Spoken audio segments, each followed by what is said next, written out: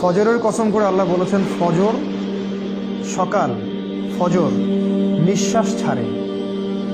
অসাধারণ একটা আয়াত, ফজর নিঃশ্বাস ছাড়ে। আজকের এডুকেশন সিস্টেম আমাদের এটা বিশ্বাস করবে সকাল নিঃশ্বাস ছাড়ে? কোরআন বলেছে ফজর, ফজরের সময় মালায়েকা চলে আসেন, কেরাত হয় ইমামে, তারা শোনেন, কারা কারা নামাজে আসছেন তারা লিখে রাখেন, আল্লাহর কাছে লিস্টটা নিয়ে যান, নিয়ে গিয়ে দেখান যে ফজরের জামাতে হাজির ছিল। আবার আসরের জামাতে আরেক দল ফেরেশতা আসে, তারা আবার দেখেন আসরের জামাতে কারা কারা আছে, তারা আবার ফজর পর্যন্ত থাকে।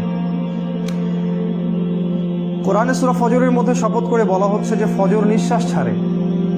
আমাদের এডুকেশন সিস্টেম কি বিশ্বাস করবে কথাটা যে ফজর নিঃশ্বাস ছাড়ে? তারা বল পাগলের প্রলাপ, কি বলে, হয়তো গাল গল্প বলে।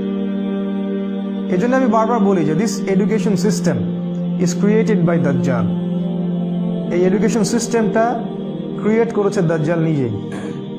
তার উদ্দেশ্য একটাই, কিভাবে আমাদের পুরো জেনারেশনের পর জেনারেশন, প্রজন্মের পর প্রজন্মকে আল্লাহ থেকে দূরে সরানো যায়, এটাই উদ্দেশ্য, আর কোনো উদ্দেশ্য নেই।